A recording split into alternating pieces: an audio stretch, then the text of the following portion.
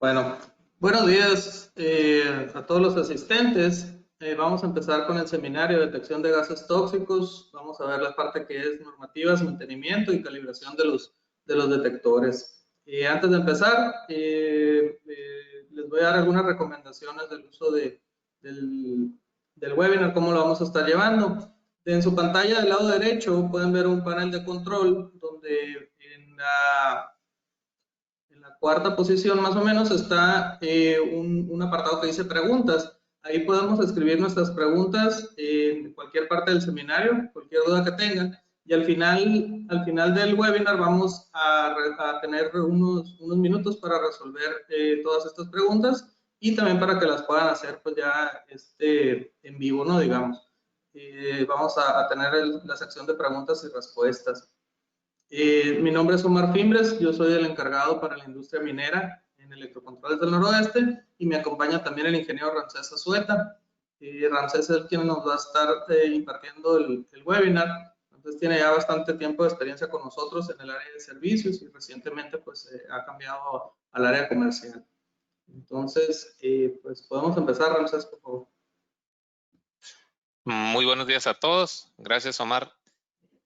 Como lo comentaba Omar, vamos a hacer una presentación en la cual vamos a tratar de ver en el webinar puntos importantes o puntos que debemos de estar considerando cuando nosotros adquirimos algún equipo, cuando le damos mantenimiento, cuando vamos a hacer alguna instalación, con la finalidad de que la inversión se optimice en la medida de lo posible. En ese sentido, vamos a dar comienzo a la presentación.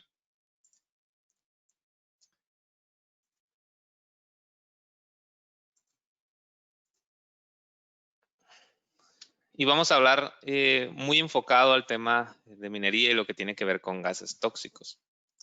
Frecuentemente es muy común en la industria que hablamos de gases tóxicos, que hablamos de que hay presencia, de que podemos estar expuestos, de que necesitamos tener ciertos detectores, utilizarlos ya sea de manera personal en equipos portátiles, de manera fija para hacer ciertas actividades. Pero en ese sentido es muy importante que nosotros conozcamos algunos parámetros que son importantes acerca de los gases tóxicos. Uno de ellos es el TWA. El TWA, si ustedes buscan una hoja de datos de cierto gas en específico, va a ser uno de los valores que frecuentemente van a encontrar. El TWA es la concentración máxima permitida a la que nosotros o el personal puede estar expuesta. En este sentido, a través de diversas investigaciones, protocolos de análisis, etcétera, tanto el NIOSH como la OSHA han desarrollado ciertos análisis donde nos han dado factores o nos han dicho en qué valores nosotros podemos considerar que nuestro equipo de trabajo puede estar trabajando sin tener repercusiones a la salud. En ese sentido es muy importante que nosotros los conozcamos. ¿Por qué? Porque estos TWA van a cambiar dependiendo del gas objetivo. Hay uno para ácido cianhídrico, uno para ácido sulfúrico, otro para amoníaco, otro para CO2, etcétera. Entonces, en ese sentido es muy importante que si nosotros vamos a hacer la compra, vamos a hacer el mantenimiento, vamos a hacer la calibración de estos equipos, pues tengamos esto dentro de los primeros factores que tenemos que considerar. Es decir, ¿cuál es el TWA? Es decir, ¿qué factor es el que nosotros vamos a buscar proteger para con eso buscar el sensor y el detector más adecuado? Con la intención de no tener un sensor que puede medir 300, 400 ppm y vamos a trabajar en TWA de 4, de 5, de 6 ppm. Entonces, en ese sentido es importante conocerlo, al igual que un segundo criterio que se llama STIL. El STIL es el tiempo máximo permitido a una corta exposición. En este sentido, los valores pueden ser un poco más altos que los del TWA, pero siempre están considerados en un periodo de 15 minutos. Es decir, en un periodo corto, cuál es el punto máximo de exposición a la que pueda estar el personal. Es importante que nosotros lo conozcamos para saber o tener nuestros protocolos de seguridad, nuestros protocolos de atención médica, muy enfocados a tener siempre en nuestras mentes que estos dos factores deben de ser monitoreados. En ese sentido, ya teniendo esta base, vamos a hablar un poco de lo que son algunos temas relacionados con los equipos. la importancia de utilizar los detectores, cuáles son los componentes, cuáles son los principios con los que se encuentran o con los que operan estos equipos, y sobre todo un tema muy controversial, que es la instalación mecánica, la instalación eléctrica, con qué normativas se deben de instalar o se deben de calibrar. En ese sentido, pues es importante que nosotros tengamos pues un poco más de conocimiento con la intención de no echar a perder, de no despilfarrar esa inversión que estamos haciendo en equipos que no van a cumplir con la función que nosotros tratamos de darles. En ese sentido, el uso de los detectores de gases va muy enfocado a todas aquellas empresas que producen o manipulan ciertos gases, ya sean gases tóxicos, gases explosivos, que necesitan estar monitoreados, ya sea 24/7 en un medio ambiente laboral, ya sea por protocolos cortos cuando hacemos alguna actividad en espacios confinados, en un área restringida, en un área de soluciones químicas donde tenemos que estar por cierto periodo. Y mucho de lo que nosotros, o del uso primordial que se le da a los detectores, pues es proteger vidas humanas, instalaciones y capital. En ese sentido, nosotros buscamos siempre asesorar a nuestro cliente, tratando de que la inversión que se haga siempre vaya muy enfocada al objetivo primordial de la planta, que es decir, ¿qué es lo que buscamos? ¿Queremos solamente proteger a nuestro personal? ¿Creemos que puede haber un riesgo para las instalaciones de nuestra planta? ¿O pensamos que puede haber fugas que puedan estar afectando el capital de la empresa o el recurso con el que nosotros producimos algún producto? En ese sentido, es muy importante tener una detección de riesgos oportuna, poder consolidar costos o tener ahorros en esas fugas, detectándolas antes de que se conviertan en un criterio de riesgo. Muchas de las empresas también son requeridas que necesitan tener ciertas normatividades o por ciertas normatividades para cumplir con ciertas características por el propio giro de la empresa. En ese sentido, los detectores son un arma muy fuerte que tenemos para combatir estos riesgos, pero claro está, al final, al ser un equipo electrónico, al ser un equipo mantenible, pues necesita de ciertas actividades que necesitamos estar realizando periódicamente. Normalmente los equipos están compuestos por un transmisor. El transmisor no es más que aquel intérprete de las señales físicas o ambientales que está recibiendo. Él nos indica cómo estamos, cómo está trabajando nuestro sensor. Él nos ayuda a parametrizar algunos factores para poder dar alguna alarma, poder dar alguna señal a nuestro cuarto de control, poderle indicar a los operadores que algo está pasando, que algo no está acorde. En ese sentido, pues el transmisor es la parte, una de las partes primordiales de lo que son un componente o un sistema de detección, y pueden venir en diferentes formas, pueden venir en materiales plásticos, pueden venir en materiales a prueba de explosión, en el cual nosotros podemos ver que las características van a ir cambiando dependiendo de la necesidad que tenga nuestro cliente. Al final del día, los transmisores se van a adecuar al requerimiento que nosotros tengamos para hacer nuestras instalaciones. Siendo el intérprete, no es la parte más importante de nuestro sistema. La parte más importante de nuestro sistema son los sensores. Son esos pequeños dispositivos que nosotros podemos utilizar o que nosotros podemos estar intercambiando en este sentido para detectar cierto tipo de gases, para detectar cierto tipo de alteraciones al medio ambiente, pues que pueden traer un riesgo ya sea a la salud, al capital o a la integridad de nuestras instalaciones. Existen diversos tipos de sensores, cada uno de ellos pues está enfocado a un área específica. Sensores electroquímicos muy enfocados al tema de toxicidad, al tema de monitoreo de oxígeno, los sensores catalíticos más al tema de explosividad, igual que los infrarrojos, y unos nuevos sensores que está desarrollando Drager, que van a ser los sensores ultrasónicos, los cuales nos pueden servir como barrera para la detección de ciertas fugas. En ese sentido, los sensores es la parte primordial de nuestro sistema, son donde nosotros tenemos que tener mucho foco para tener o darles el mantenimiento correcto y las precauciones adecuadas. Podemos también tener paneles de controles. Nuestros equipos pueden tener la capacidad de enviar esas señales ya configurables, esas señales que ya nosotros definimos, esas alarmas, a un sistema de control, ya sea un sistema propio o embebido, como es un RIGARD, que puede tener las señales de varios detectores, en el cual se puede estar comunicando a través de un protocolo para estar dando ciertas alarmas o ciertos valores.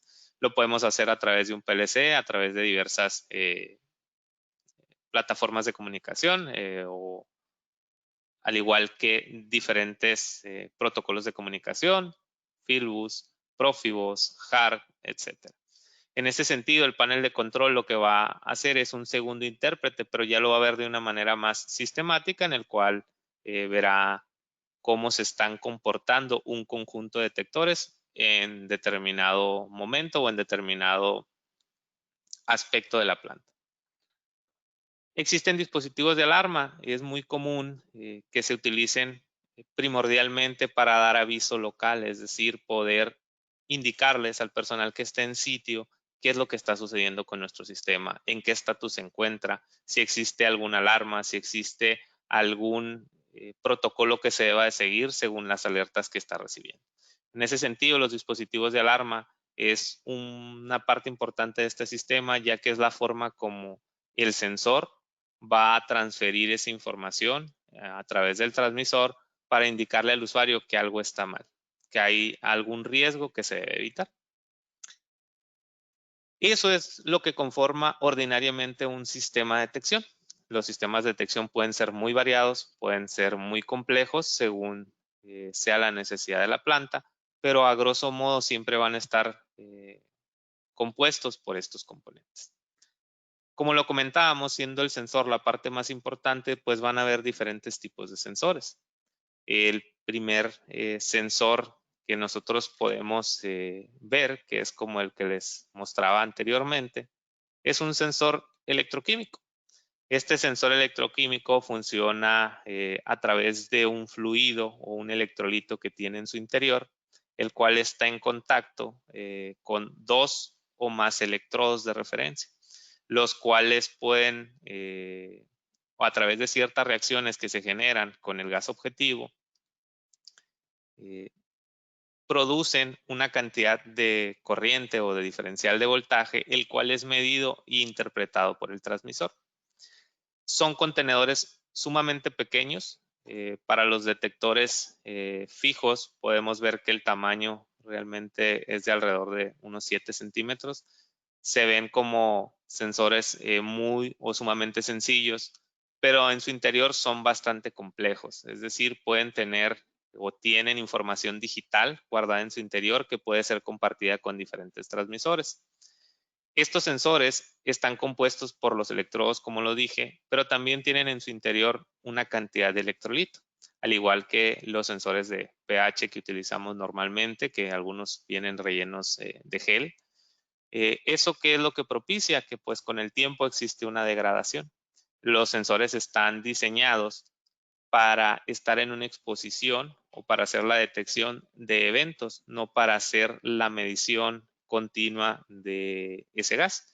Es decir, que a medida que nosotros expongamos en una mayor frecuencia nuestro sensor, menor va a ser el tiempo o la vida útil que ese sensor nos va a durar. Es importante también considerar que los sensores contienen un filtro, el cual puede ser intercambiado a medida que se vaya necesitando. En muchos momentos es necesario debido a que los sensores están expuestos a humedad, están expuestos a polvo, están expuestos a escoriación que produce el mismo proceso, lo cual poco a poco va depositándose en ese filtro y en su momento pues es poco el gas que permea hacia el interior del electrolito y las mediciones dejan de ser confiables. En ese sentido, de las partes más importantes para los sensores electroquímicos o que nosotros debemos de considerar cuando vamos a comprar un sensor electroquímico es que estos sensores requieren oxígeno, es decir, no pueden medir en medios donde no haya presencia de oxígeno. Es importante que estén alejados de la humedad, de En este sentido me refiero a porcentajes muy altos de humedad, donde podamos tener condensaciones en los filtros. Es importante cuidar que los filtros no se tapen. Normalmente a estos sensores se les colocan algunos protectores, los cuales evitan a través de cierta cantidad de filtros que la humedad o que el polvo llegue directamente al sensor. En ese sentido, hay que tener ciertas precauciones de dónde colocamos y en qué aplicaciones vamos a utilizar sensores electroquímicos. El mayor o la mayor cantidad de usos son para medir o vapores orgánicos y gases tóxicos. La función principal siempre va a ir muy orientada a gases tóxicos en sensores electroquímicos. Existen otros tipos de sensores. Estos sensores son catalíticos. Normalmente un sensor catalítico va muy enfocado a detectar pues gases explosivos. Si nosotros lo queremos o lo vemos, pues existe una pequeña diferencia en la construcción. De hecho, este ya está construido en un metal, el cual en su interior o podemos ver que tiene un cierto mallado en vez del filtro plástico que teníamos en el sensor anterior. El sensor catalítico está compuesto, digamos, por una espiral de platino en su interior. Esa espiral está expuesta a una corriente que fluye a través de esa bobina, calienta un pelliztor que tiene en su interior y ese es el que hace una reacción. A medida que existen gases objetivos o gases combustibles que puedan estar incidiendo sobre este sensor, pues va a haber un cambio. Ese cambio nosotros lo vamos a ver a través de una resistencia y como ustedes pueden ver, a medida que haya una presencia pues de gas, esa resistencia va a ir aumentando según la proporción de gas que esté presente en el ambiente. Es muy importante considerar que los sensores catalíticos están fabricados en metal. Por ello es importante que el tema de condensaciones se evite en la manera de lo posible, tener ciertos cuidados, tener cierta limpieza con ellos y también que no estén expuestos o que no estén en lugares donde podamos superar el nivel de explosión límite o inferior de un gas. Es decir, estos equipos están diseñados para prever que lleguemos a ese límite inferior de explosividad, pero si nosotros lo llegásemos a superar en una área óptima, existe una muy mínima probabilidad que el sobrecalentamiento del pelliztor pues nos pueda hacer una ignición en nuestro gas. Es decir, el objetivo siempre de los catalíticos va a ser monitorear nuestro gas antes de que llegue al límite inferior de explosividad. Un tercer principio que es de los más utilizados es el sensor infrarrojo. El sensor infrarrojo pues produce una radiación de banda ancha que pasa a través de una ventana. Esta ventana tiene unas paredes espejadas, es decir, tiene una serie de espejos que lo que propician es que haya una emisión y una recepción de esa radiación o de esa infrarrojo que está emitiendo el mismo sensor. En ese sentido, a medida que nosotros pongamos pues gas entre nuestra emisión o nuestra fuente de radiación y el área donde nosotros vamos a estar detectando el infrarrojo, a medida que tengamos mayor gas, vamos a tener una mayor pérdida de esa radiación. Es decir, va a haber una mayor diferencial entre lo emitido y lo recibido. En ese sentido, pues los infrarrojos van a ser sumamente susceptibles a suciedad, sumamente susceptibles a depositación de algún sólido en estas paredes de espejo o en la fuente de radiación. Los sensores normalmente están compuestos por un túnel. Ese túnel, si ustedes lo ven en nuestros equipos, ese túnel tiene una entrada y tiene una salida. En ese sentido, ese es el túnel donde nosotros vamos a tener una serie de emisiones hacia una serie de espejos, los cuales nos van a permitir que a través del paso del gas nosotros podamos ver la diferencia entre lo radiado y lo recibido. En ese sentido, si nosotros tenemos presencia de suciedad al interior de esta cámara, podemos tener falsas alarmas o falsas mediciones. Es importante que estos equipos se mantengan con un alto grado de limpieza. Es importante que se evite su instalación en lugares donde haya exposición a una gran variedad de polvos. Es importante que se mantengan con un cuidado y una revisión periódica. Como lo comentábamos, estos son los 3 principios fundamentales en los que se basan los equipos. Y en esas recomendaciones que hablábamos anteriormente es donde nosotros tenemos que basar parte de nuestros planes de mantenimiento. Pero es común que cuando nosotros vamos a desarrollar un proyecto, cuando nosotros vamos a trabajar en hacer la detección de una zona, hacer la detección de una parte de nuestra planta, pues empiezan a existir ciertas dudas. Es común que en ocasiones no sabemos dónde colocar los equipos, no sabemos cuántos equipos debemos de colocar, dónde los debemos de colocar, la altura a la que tienen que estar instalados, porque si es cierto, es un equipo muy recurrente. En la actualidad no existen guías precisas que nos digan cómo debemos de instalar, es decir, una normativa que nos pida exactamente la distancia entre el techo y el detector, las líneas o la cantidad de equipos que tenemos que tener por línea. Y esto normalmente nos lleva a que buscamos cierta información, nos guiamos de ciertos protocolos que sí existen, que se han dado, pero tales como guías que no son como tal una normativa. Es decir, se basan en experiencias, se basan en el desarrollo o en los análisis que han hecho diversos fabricantes, pero en base a ello realizamos algunas de las instalaciones. A continuación, yo les voy a hablar un poco de las directrices que nosotros recomendamos a través de nuestro departamento de servicios, al igual que de las actividades que hacemos regularmente con el fabricante de los equipos Drager, de cómo podemos mejorar o cómo podemos definir dónde debemos de colocar nuestros equipos. Para poder nosotros hacer una instalación óptima, lo primero que tenemos que hacer pues es definir cuál es el propósito de nuestro sistema. Es común que en ocasiones nos llega el requerimiento, se nos hace una solicitud para poder definir cantidad de equipos, tipo de equipos, etcétera. Pero en ese momento no sabemos cuál es el propósito de ese sistema. Es decir, no sabemos para qué van a utilizar esos equipos o en muchas ocasiones el cliente no sabe dónde los tiene que colocar. Existen 3 factores o 3 directrices principales donde podemos definir el propósito del sistema. La primera de ellas es el monitoreo de fugas. Normalmente el monitoreo de fugas se hace cuando el gas se considera un recurso o un elemento indispensable para producir nuestro producto. Vamos a hacer una ejemplificación. En este caso, una empresa que se dedica a producir o elaborar algún producto que se tiene que calentar a través de un medio en el cual ellos tienen cierto consumo de gas, ya sea gas natural, gas LP, etcétera.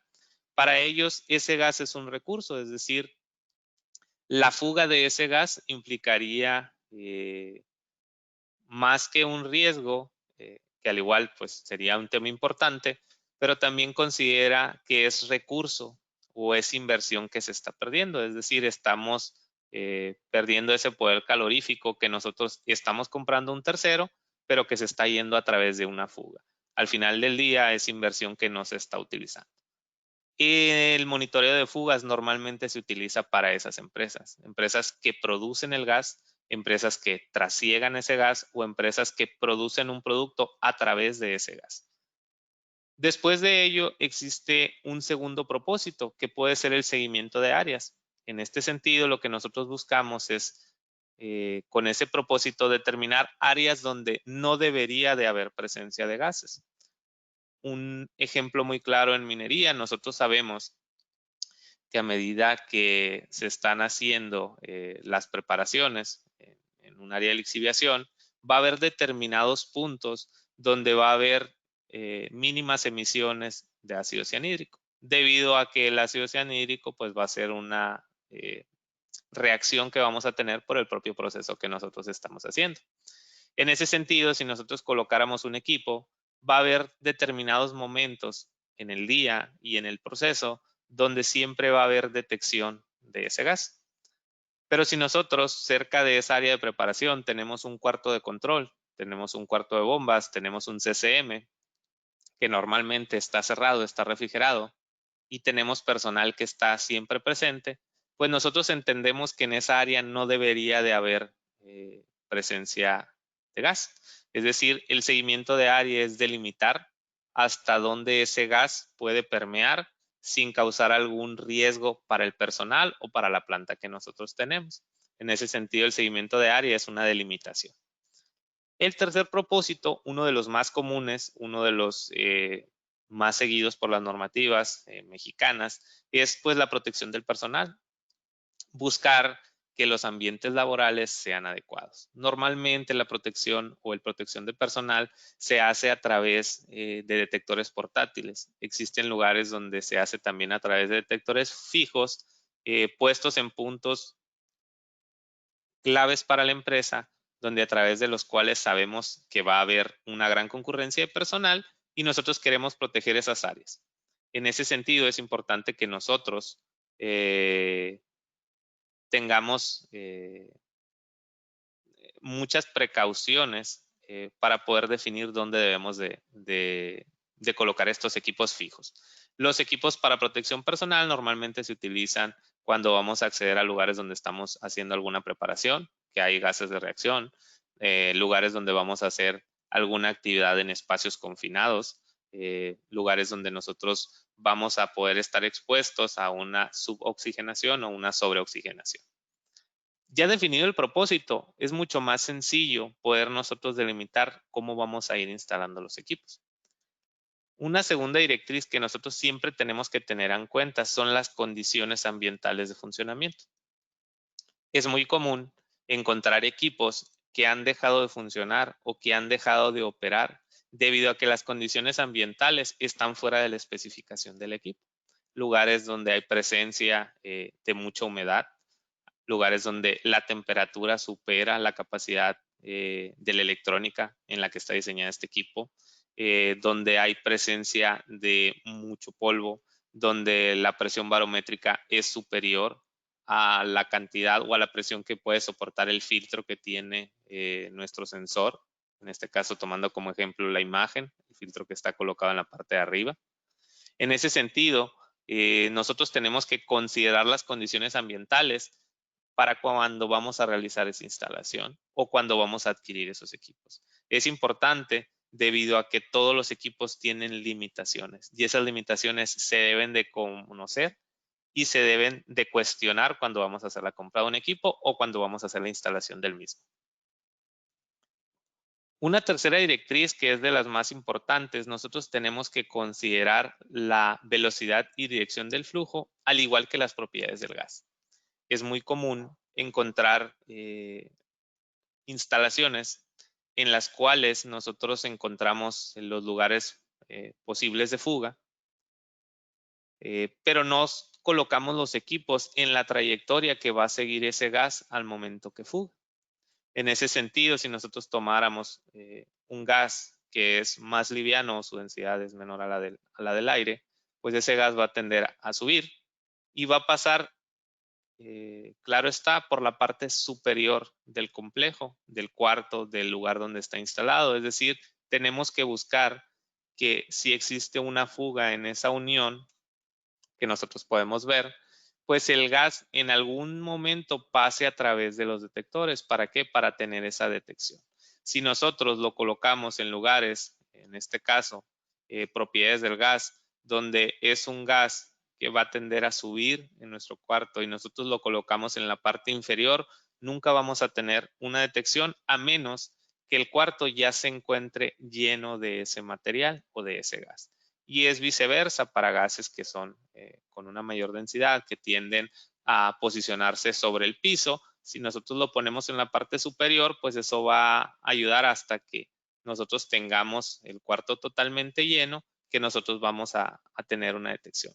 En ese sentido, pues existe para los gases tóxicos el riesgo de un envenenamiento, es decir, el de entrar a esta región, nosotros no vamos a tener un señalamiento que nos va a decir que hay algún riesgo.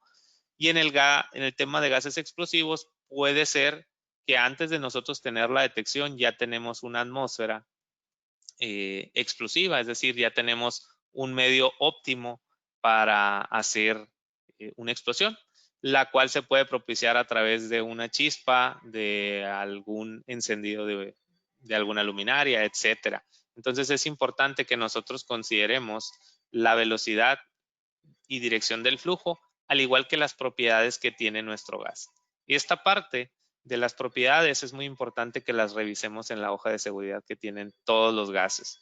En ese sentido, una quinta, y sexta directriz que ustedes deben de considerar son las vibraciones, golpes y la protección mecánica de los equipos. En ocasiones hemos encontrado equipos que se han dañado o que no han dado un buen funcionamiento debido a que se encuentran instalados en la misma soportería donde está una bomba para amoníaco. En ese sentido, el cliente busca proteger o busca encontrar fugas de esa bomba, pero la instalación sobre la misma instalación de la bomba propicia que haya una alta vibración que puede llegar a dañar nuestro equipo y que puede llegar a darnos pues falsas detecciones o alarmas que no son propiamente la detección de un gas. La interferencia electromagnética también es una directriz importante. Al igual que todos los instrumentos, puede ser inducido si el equipo está canalizado o instalado cerca de líneas que tengan alta tensión. En este sentido, existen equipos, o la mayoría de los equipos tienen cierta cantidad de filtros electrónicos que nos ayudan con esto, pero en la medida que nosotros realicemos la instalación es importante que busquemos cumplir con los requerimientos que el fabricante nos está dando. En cada una de las fichas técnicas de las directrices de instalación, los equipos nos dicen tanto el cableado como las protecciones que debemos de tomar en cuenta para hacer esta protección. La séptima y octava directriz son un tema sumamente importante y que en ocasiones son subestimados. La sensibilidad cruzada a otros gases. Aunque los sensores, cuando nosotros los compramos, siempre vienen especificados para un gas objetivo, muchos de estos sensores pueden llegar a medir o a detectar 5, 6, 7, 9 o 10 gases, pero al mismo tiempo pueden tener sensibilidad a otros gases. Es decir, no solamente van a tener una reacción en presencia del gas objetivo, sino que pueden llegar a tener una reacción, quizá no en la misma magnitud, en presencia de otros gases. En este sentido, es muy importante que nosotros leamos las fichas técnicas de los sensores, que pidamos esa información, que identifiquemos cuáles son los gases que se puedan estar generando en las áreas donde vamos a hacer nuestras instalaciones, para considerar el sensor que sea más óptimo para ello. En el tema de accesibilidad, como lo comentábamos, pues es importante colocar los sensores de acuerdo a las características de nuestro gas, pero pues también tenemos que considerar que va a haber un personal de mantenimiento, un personal de un proveedor o un personal de un fabricante que en algún momento va a tener que hacer la revisión de ese equipo. En ocasiones la accesibilidad queda de manera nula y ese equipo poco a poco empieza a caer en el abandono de mantenimiento. A grosso modo, este es un árbol en el que Draeger nos da algunas recomendaciones según el tipo de gas, según el tipo de características que podamos llegar a tener. Este árbol de decisiones se lo vamos a estar haciendo llegar para que ustedes tengan muy claro, pues, a medida de cómo es la fuente, qué características tiene, cuáles son las características de nuestro gas, pues cuál es la decisión o dónde deberíamos de realizar la instalación de nuestros equipos. Es muy importante entender estas condiciones para que los equipos operen con la mayor funcionalidad posible. Todos los equipos son sujetos a mantenimiento. En este sentido, pues necesitamos estar realizando procedimientos de calibración. Los procedimientos de calibración aplican tanto para sensores portátiles, como son los que vemos en las imágenes, como para los sensores fijos, que son los más utilizados. En este sentido, pues nosotros tenemos que tener ciertos procedimientos de calibración, no solamente a través de un tercero, como puede llegar a ser SN, sino también protocolos internos en el cual nosotros tengamos que hacer pasos previos antes de solicitar o realizar una calibración. Es importante que nosotros tengamos dentro de nuestros protocolos de mantenimiento verificaciones iniciales del ítem, es decir, que nosotros revisemos diariamente, si es posible, para los equipos portátiles y paulatinamente para los equipos fijos, las condiciones en las que están operando.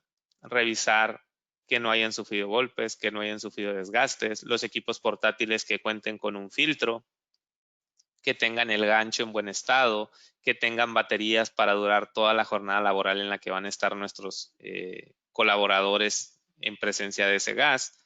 Tenemos que considerar las medidas de seguridad, es decir, si hay equipos que están expuestos normalmente a gases en los cuales pueda haber depositación de algún elemento que pueda ser tóxico, que pueda ser explosivo, pues realizar esas medidas y tomar las medidas para el personal de mantenimiento para que retiren esos excesos que puedan quedar sobre los equipos.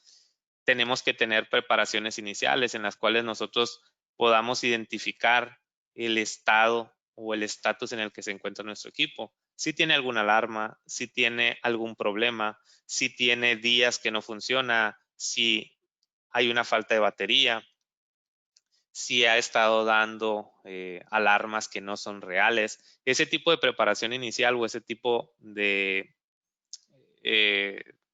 información es importante para que al momento de nosotros tratar de realizar una calibración, esta sea lo más exitosa posible.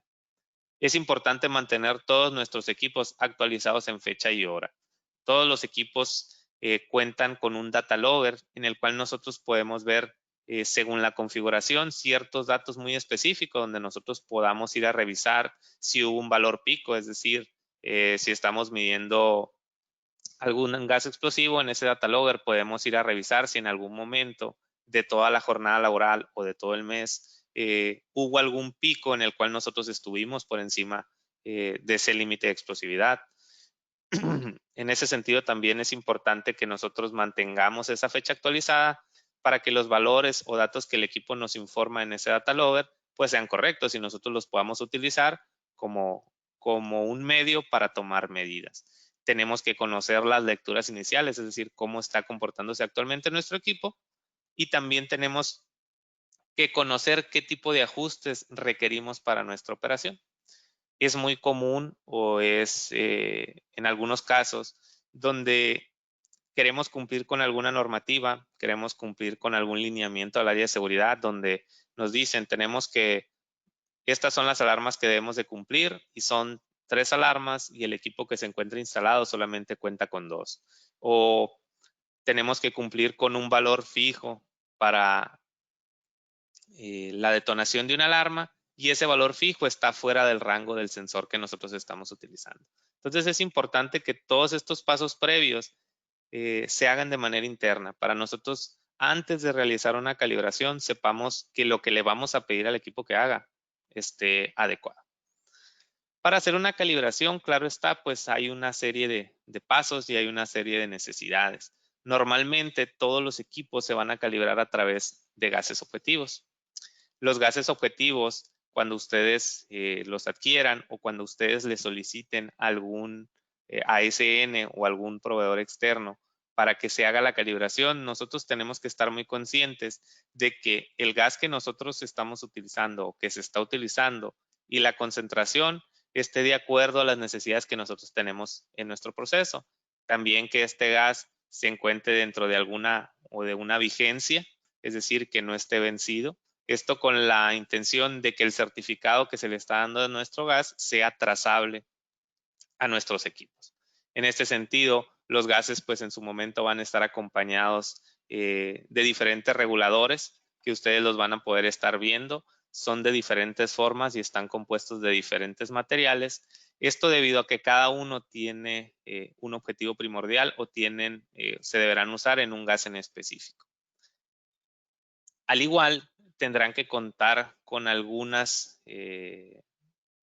dispositivos o accesorios que nos van a ayudar a realizar las calibraciones de nuestros equipos, es decir, que estos se van a poder adaptar para que el gas llegue de manera adecuada a nuestro sensor. Es decir, que podamos hacer ese acople en el cual podamos cerciorarnos de que hay un acoplamiento en el cual la entrada del gas va a pasar directamente a través de donde nosotros requerimos para hacer dicha calibración.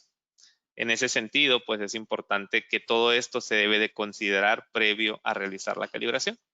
Aunado a esto, pues tendremos algunas mangueras que nos van a estar llevando o transfiriendo ese gas de nuestro cilindro a nuestro sensor. Como procedimiento de calibración, es sumamente importante que nosotros siempre realicemos el ajuste de los dos puntos de calibración. La calibración 0, que es la base con la cual el equipo va a empezar a medir. Normalmente esto se va a hacer a través de aire sintético o de nitrógeno. Normalmente va a depender mucho del requerimiento. Va a haber sensores a los cuales no se les va a necesitar de realizar este procedimiento de 0. Un ejemplo es el sensor de oxígeno, el cual no requiere realizar un 0 como tal, pero una serie de sensores sí lo van a requerir. En este caso existen la flexibilidad para algunos sensores que se pueda hacer al aire o al medio ambiente, normalmente esto para los detectores portátiles.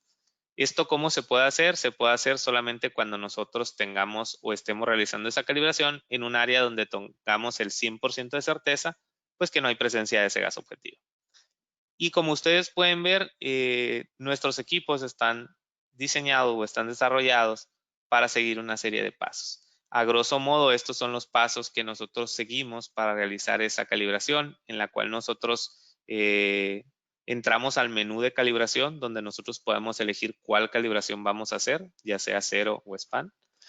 Después de ahí, si nosotros confirmamos esa calibración, se nos pide que suministremos el gas. El suministro del gas es un tema importante. Cada una de las botellas de los diferentes fabricantes pues tienen una toma distinta. En ese sentido, nosotros deberemos de considerar pues los manorreductores según la toma que vamos a requerir. Es importante que el suministro del gas sea de acuerdo al requerimiento de los diversos sensores. Existen sensores que piden 0.5 litros por minuto de flujo, existen sensores que piden de 0.5 a 1.5, existen sensores que requieren de 1.5 a 3 litros por minuto, y en ese sentido nosotros tenemos que dar el flujo de manera que el sensor cuente con el gas necesario para hacer esa detección y ese ajuste de 0. Nosotros les pedimos que esta calibración, por lo menos el equipo esté expuesto 3 minutos, ustedes lo pueden llevar hasta 6 minutos dependiendo del grado de certeza o exactitud que ustedes busquen o la incertidumbre que le quieran dar a nuestro equipo. En ese sentido, esta serie de pasos simplemente es arrancar con el suministro de gas, confirmar que ya estamos suministrando gas. Posterior a ese periodo de espera, nosotros vamos a o tenemos que ver o buscar que haya una medición bastante estable, que no haya un cambio en esa medición. En ese momento nosotros podemos dar calibrar o ajustar y ese valor en automático se va a guardar en el sistema. Es decir, el transmisor tomará los datos de voltaje que está emitiendo el sensor y dirá que para ese nuevo voltaje nosotros tenemos un valor 0. En ese sentido, el instrumento regresará al menú y ustedes ya podrán observar un valor 0. Les recomiendo que después de hacer una calibración 0, hagan una prueba, es decir, vuelvan a exponer el equipo al gas para ver que ese valor no cambie. Posterior a ello, normalmente tenemos que hacer una calibración de spam. La calibración de spam o de sensibilidad lo que va a buscar es darle al equipo ese punto fino para determinar dónde está, dónde debería de estar ese valor que nosotros buscamos. La calibración de spam, claro está, tiene que estar configurada en nuestro equipo. Existen diversos equipos que se pueden calibrar no precisamente con el gas para el que viene indicado el sensor, sino con gases cruzados, es decir, buscamos una relación entre un gas secundario con un gas primario. En ese sentido, pues nosotros tenemos que definir qué gas es el que se va a utilizar, qué unidades y qué concentración, para que al momento de hacer el ajuste esté empatado nuestro transmisor con el gas de calibración. Y seguimos el mismo proceso. Suministramos gas, confirmamos que estamos suministrando el gas y esperamos un periodo determinado a que nuestro valor sea estable. Después confirmamos que ese valor esté estable Ya confirmado, nos va a pedir el equipo que dejemos de suministrar gas. En ese momento, si nosotros damos a aceptar, el equipo siempre nos va a preguntar si ese valor está por debajo de la alarma. Normalmente ese valor siempre va a estar por encima. Si nosotros no tenemos problema en que la alarma se active, nosotros podemos dar a aceptar en lo que desconectamos nuestro dispositivo o accesorio de calibración y vamos a ver que el equipo va a tener una alarma. Si nosotros buscamos no alarmar, en ese sentido nosotros podemos desconectar nuestros accesorios, esperar a que ese valor baje y después aceptar esa indicación. En este sentido, la recomendación siempre va a ser que la calibración, ya hecha la calibración cero y la calibración spam, se pruebe de nuevo con los dos gases. Esto es una redundancia o una calibración redundante con la intención de ver que los valores estén bastante ajustados. Hablábamos que en el procedimiento de calibración nosotros buscamos un tiempo de espera o un tiempo de respuesta. Normalmente todos los sensores tienen un tiempo de respuesta. Algunos sensores, como podemos ver en este ejemplo de un sensor de HCN para un equipo portátil, nos dice que para nosotros tener el 100% de esa medición o de esa señal, nosotros tendríamos que esperar alrededor de 360 segundos, es alrededor de 6 minutos. En ese sentido, nosotros recomendamos que la espera o el tiempo que ustedes busquen para que la medición se estabilice sea entre 3 y 6 minutos, que es donde ustedes van a tener una mayor certeza de que estamos llegando al valor deseado o al valor objetivo del gas. Es importante, como les comentaba, hacer pruebas de repetibilidad, es decir, exponer cada cierto periodo al equipo a la presencia de gas para ver que los valores no sufran una desviación y que haya una repetibilidad de esos valores. La gráfica que ustedes ven abajo es para un sensor de H2S, también de un equipo portátil, y si se fijan el comportamiento de la gráfica de abajo a la izquierda, pues es diferente. El HCN es un poco más lineal, el H2S, el comportamiento va a ser un poco más errático, pero siempre acercándose al 100% de la señal. Es importante que todos estos factores sean comprendidos y sean utilizados al momento que nosotros estamos realizando pues una calibración. Todo lo que hablamos anteriormente aplica no solo para sensores fijos, también aplica para sensores portátiles. Nosotros tenemos una diversidad de sensores portátiles que pueden apoyarlos en las diferentes actividades que ustedes realizan día con día. Tenemos un equipo que puede llegar a tener hasta 6 gases, tanto de concentraciones explosivas como nocivas o tóxicas, las cuales pueden ser muy utilizadas o de gran beneficio para ustedes cuando los utilizamos en lugares o instalaciones donde no conocemos al 100% las condiciones ambientales de trabajo. En este sentido, estos sensores pueden ser combinados entre distintos tipos, infrarrojos, electroquímicos, catalíticos, etcétera, para poder llegar a tener esa composición de gases a las que pueden estar expuestos el personal. Estos sensores también son multivariables y pueden ser intercambiables los sensores a través de una plataforma digital, donde yo, si el día de mañana ya no voy a tener presencia de cierto gas objetivo y tengo presencia de uno nuevo, puedo hacer el cambio de ese sensor y solamente reprogramar nuestro equipo.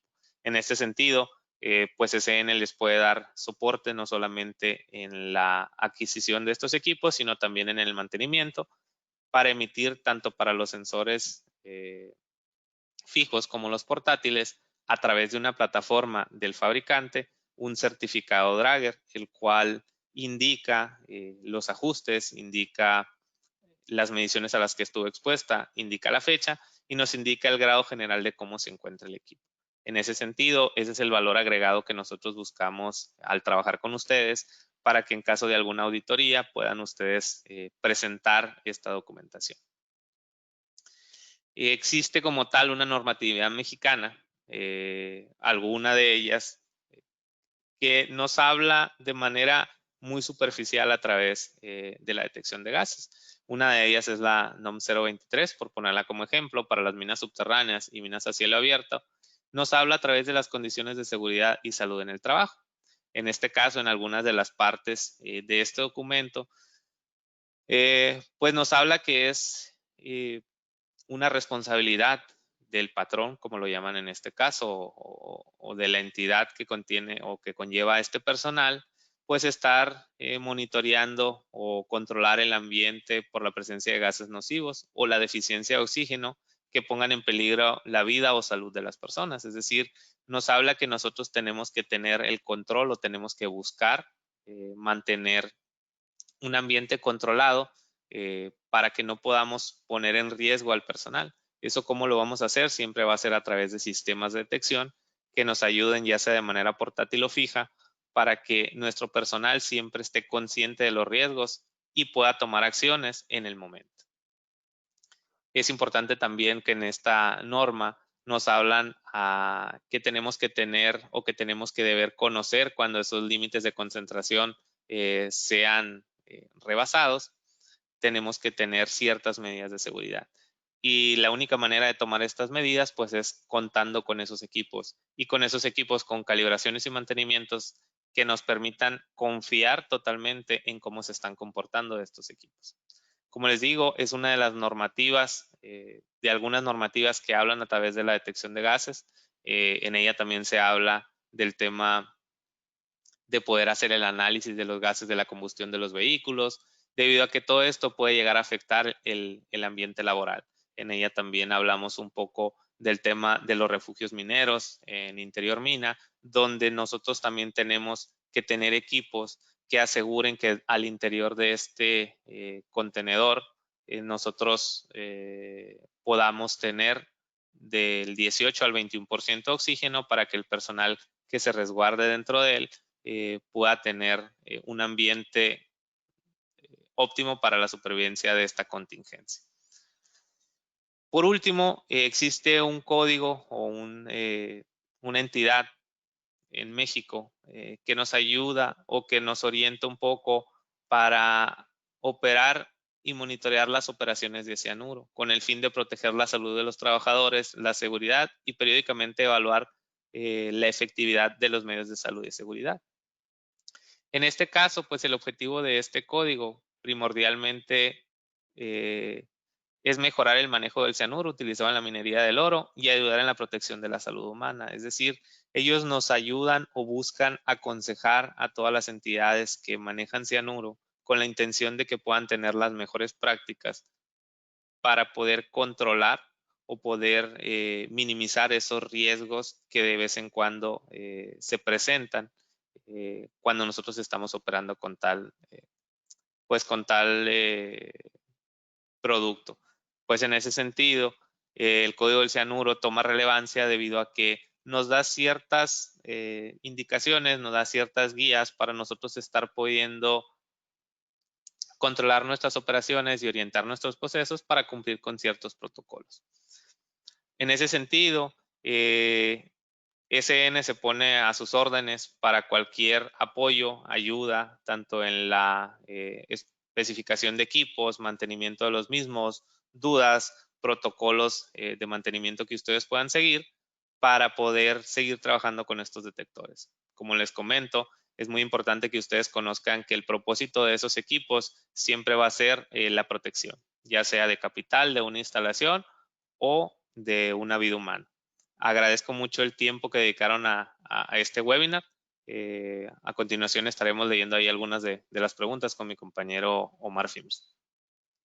Sí, muchas gracias, Ramsés. Te comento rápido, tenemos aquí una pregunta de Francisco Iván Medina. Nos pregunta que si qué es lo que tiene fecha de caducidad, el sensor o el filtro en el caso de los detectores fijos. Normalmente para los sensores electroquímicos lo que caduca es el sensor. El filtro como tal, como lo es un filtro, lo que nos ayuda es a que se prolongue la vida útil del sensor. En este sentido, si nosotros vemos este sensor que ustedes ven aquí, el filtro solamente es esta parte blanca que ustedes ven que parece algo como un foamy, algo como un plástico. Este filtro normalmente, ¿qué es lo que pasa con él? A medida que hay presencia de humedad, presencia de ciertos sólidos, este filtro se empieza a saturar. La intención de hacer el cambio de filtros es que ustedes puedan seguir manteniendo operativo su sensor, pero el sensor también tiene un tiempo de vida útil. Es decir, a medida que nosotros expongamos nuestro sensor, menor va a ser su vida útil. Normalmente los sensores en la marca Drager pueden llegar desde los 12 hasta los 24 meses de vida útil. Okay. Muchas gracias, Ramsés. También tenemos otra pregunta de Elizabeth Hernández. Ella nos pregunta, dice, los gases se pueden utilizar para cualquier marca, los gases de calibración, ¿no? Un proveedor nos indicó que sus equipos solo pueden ser calibrados con los gases de su propia marca, pese a que tienen las mismas características que otra marca que utilizamos en la planta. En ese sentido, ¿qué es lo que nosotros tenemos que corroborar? Nosotros tenemos que corroborar el alcance y la configuración de nuestro equipo a calibrar. Tomando ejemplos, existen equipos de amoníaco, donde los sensores son sensores que miden hasta 300 ppm de amoníaco. Cuando nosotros vamos y revisamos el equipo en el que están instalados, el equipo pide como mínimo un gas de 150 ppm. En ese sentido, si nosotros tenemos un gas de 25 ppm, pues no vamos a poder realizar la calibración. Técnicamente y teóricamente, sí puedes calibrar con gases de una marca en equipos en general. Esto lo decimos porque en México uno de los mayores proveedores de gas es Calgas. Calgas es una empresa, digamos, americana que se dedica solamente a la producción de gases para proveedores. Es decir, ellos no venden directamente al usuario final, ellos le fabrican sus gases a Drager, a MSA, a Honeywell, etc. Entonces, sí existe la posibilidad, si las características del instrumento te lo permiten, puedes calibrar con un gas que no sea propiamente de la misma marca. Muchas gracias.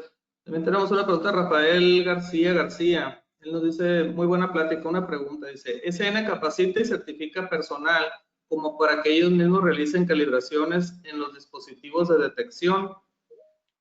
¿Tenemos algún tipo de certificación para un cliente pues, de nosotros?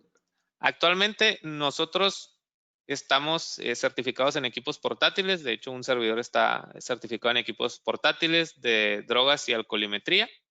Si nosotros buscamos que un cliente requiera o que tenga esas capacidades, tanto para equipos físicos como para equipos portátiles, SN puede hacer toda la gestión para que Drager certifique a esta persona. Es decir, buscar, se puede hacer en las instalaciones de SN, pero sí buscar que Drager es el que realice dicha certificación. SN en lo que los puede apoyar es en darles cursos intensivos donde ustedes puedan obtener la técnica para que cuando estén presente con el fabricante que es el que los va a certificar, pues realmente sea, digamos, más un tema de protocolo porque ya van a llegar pues toda la capacitación y todo el conocimiento a ese curso o a esa certificación.